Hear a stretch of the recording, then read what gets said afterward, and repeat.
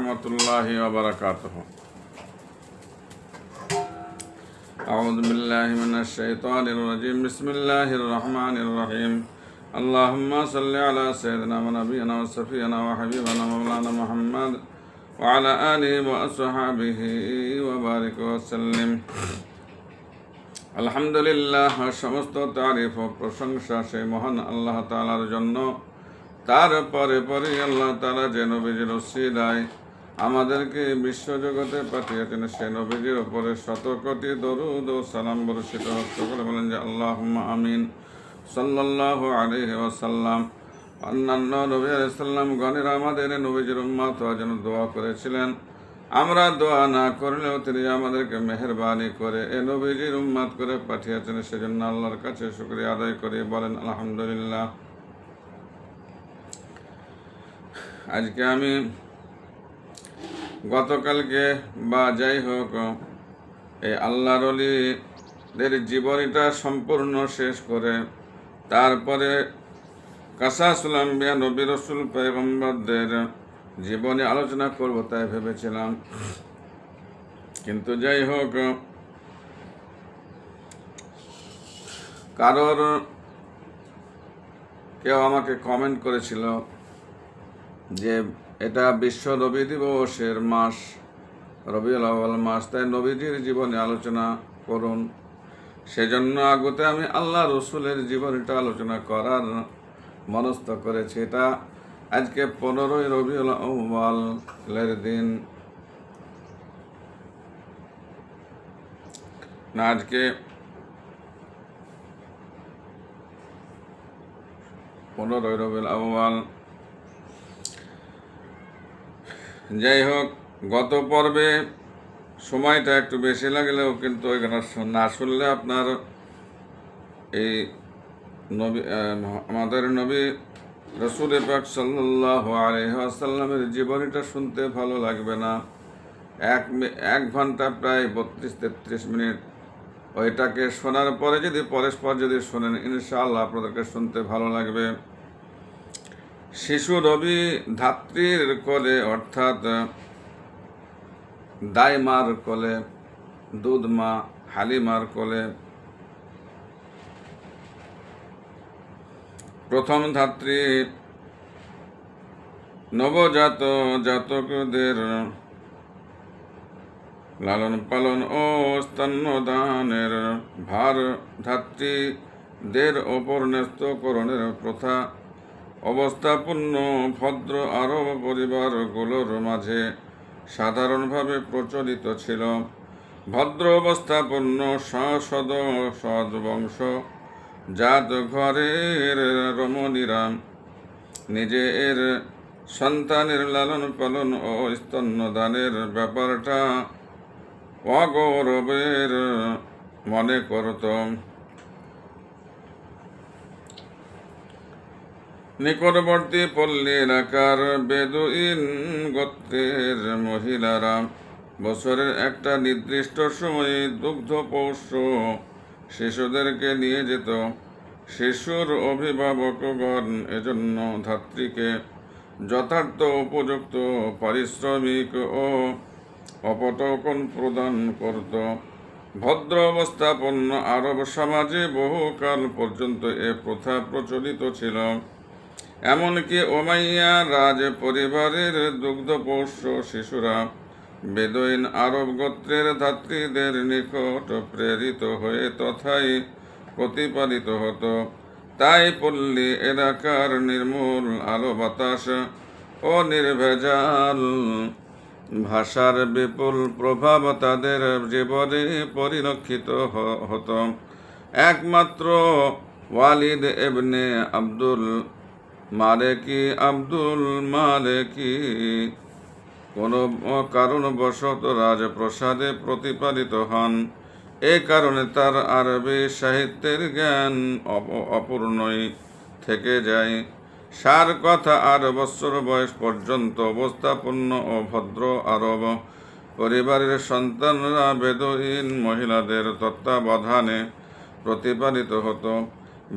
বেদুইন গোত্রের দুগ্ধধাত্রীর আগে আবু লাহাবের দাসী সোয়াইবা রাসূলুল্লাহ সাল্লাল্লাহু আলাইহি ওয়াসাল্লামকে স্তন্যপান করিয়েছিলেন।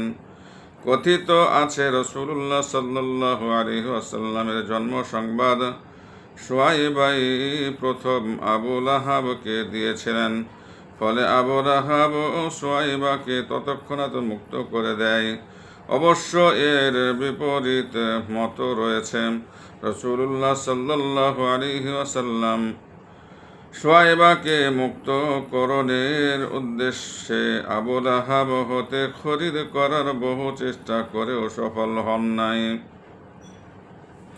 রাসূলুল্লাহ সাল্লাল্লাহু আলাইহি ওয়াসাল্লাম সোয়াইবাকে মুক্তকরণের উদ্দেশ্যে আবু লাহাব হতে খরিদ করার বহু চেষ্টা করেও সফল হন নাই। অপকারীর প্রতি কৃতজ্ঞতা পোষণ রাসূলুল্লাহ সাল্লাল্লাহু আলাইহি সাল্লামের অন্যতম চারিত্রিক ভূষণ। যে কোনো কারণে তার সামান্য উপকার কেউ করলে তিনি চিরকাল তা স্মরণ রেখে প্রতিদান প্রদানের চেষ্টা করেছেন। সোয়াইবার ক্ষেত্রেও তার বিপরীত কিছু হয় নাই। অল্প সময়ের জন্য সোয়াইবা তাকে স্তন্যপান করিয়েছিলেন, তাই চিরকালই তিনি সোয়াইবাকে অত্যন্ত শ্রদ্ধা সম্ভ্রমের দৃষ্টিতে দেখতেন। সোয়াইবার পরে তিনি আরও 2 জন মহিলার স্তন্যপান করেন বলে কেউ কেউ বলেছেন। সোয়াইবার দুধ পান করেছিলেন মাত্র 8 দিন। ধাত্রী বিবি হালিমার গৃহে রাসূলুল্লাহ সাল্লাল্লাহু আলাইহি ওয়াসাল্লামের জন্মগ্রহণের পূর্ব প্রচলিত প্রথাবশত বেদুইন গোত্রের মহিলারা দুগ্ধপোষ্য শিশুদেরকে নেবার জন্য মক্কা শরীফে আগমন করে অনাবৃষ্টি জনিত কারণে সে বছর আরবে দুর্ভিক্ষা অবস্থা বিরাজ করেছিল। আগত ধাত্রী মহিলারা প্রথম পিতৃহীন শিশু মুহাম্মদ সাল্লাল্লাহু আলাইহি ওয়াসাল্লামের প্রতি বিশেষ একটা খেয়াল করে নাই। কারণ একটাই, আগত ধাত্রী মহিলাদের ভাবনা পিতৃহীন এ শিশুকে প্রতিপালন করে খুব একটা পারিশ্রমিক অপটকন পাওয়া যাবে না।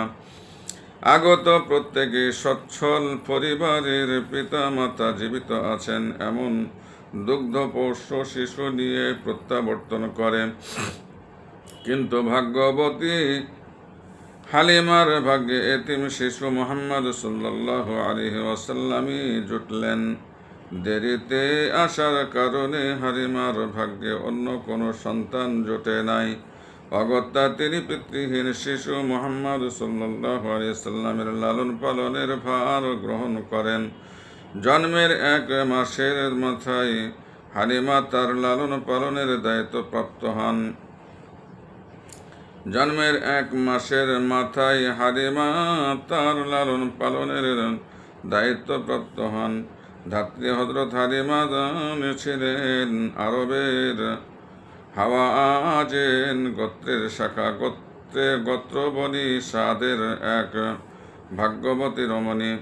বিশুদ্ধ আরবি ভাষী হিসাবে বনি সাদ গোত্র আরবের সর্বত্রই খ্যাত ছিল।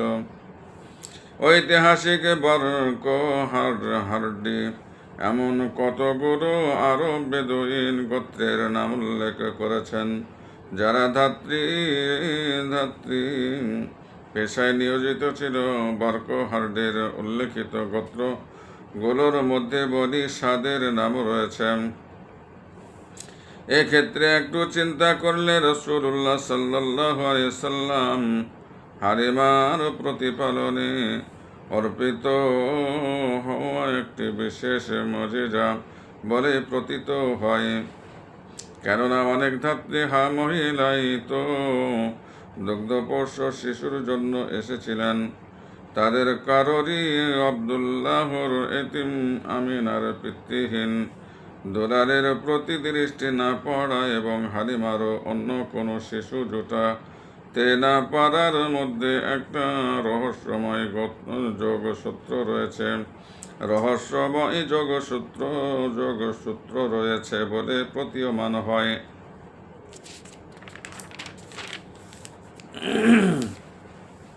রাসূলুল্লাহ সাল্লাল্লাহু আলাইহি ওয়াসাল্লামের ধাত্রী হযরত হালিমার পিতার নাম আবু জুআয়ব। স্বামীর নাম হারিস। হালিমা এক পুত্র আব্দুল্লাহ এবং আনিসা হোজাইফা নাম্নী 3 কন্যার জননী ছিলেন। হোজাইফা সাইমা নামে খ্যাতি লাভ করেন।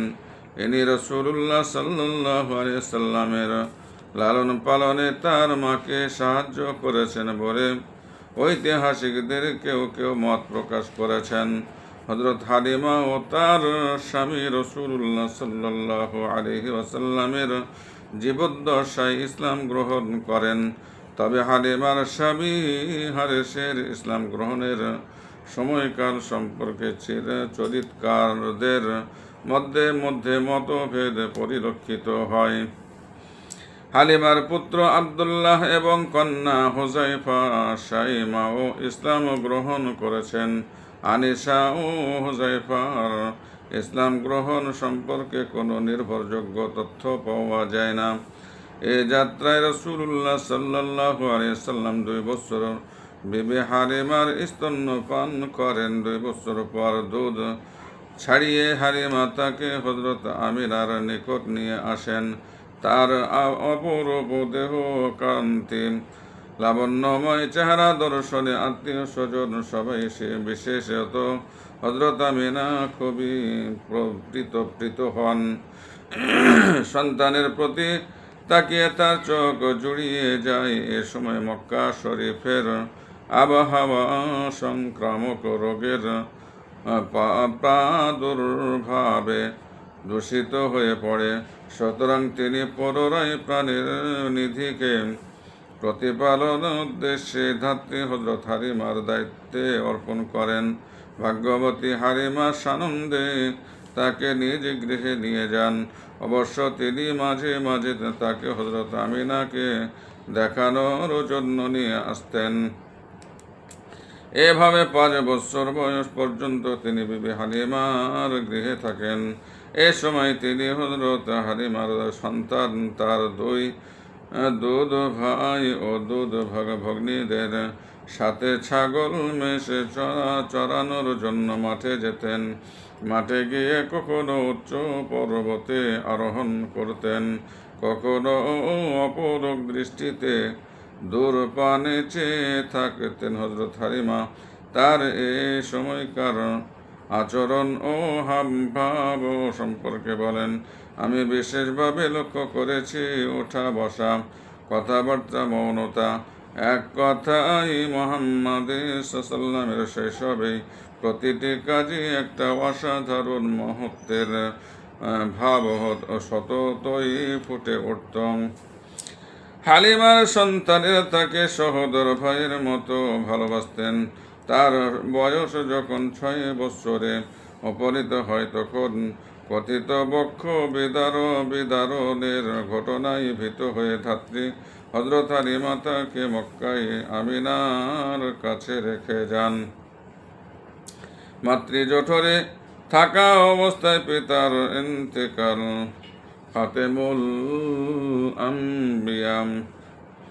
খাতেমুল আম্বিয়া মুহাম্মদুর রাসূলুল্লাহ সাল্লাল্লাহু আলাইহি ওয়াসাল্লাম পিতৃ ঔরস থেকে মাতৃজঠরে অবস্থান গ্রহণের 2 মাস মাতৃজঠরে অবস্থান গ্রহণের 2 মাস পরেই হযরত আব্দুল্লাহ ইন্তেকাল করেন। হযরত আব্দুল্লাহর ইন্তেকাল সম্পর্কে চরিত্রকারগণ বলেন, তিনি এক কাফেলার সাথে শাম দেশে গমন করেন। ফেরার পথে কাফেলা যখন ইয়াসরিবে মদিনা পৌঁছে তখন তিনি অসুস্থ হয়ে পড়েন। তাই তিনি তার মাতুল বংশ বরিদারে থেকে যান। বাণিজ্য কাফেলা মক্কা শরীফে পৌঁছলে আব্দুল মুত্তালিব পুত্র আব্দুল্লাহ সম্পর্কে জিজ্ঞেস করেন।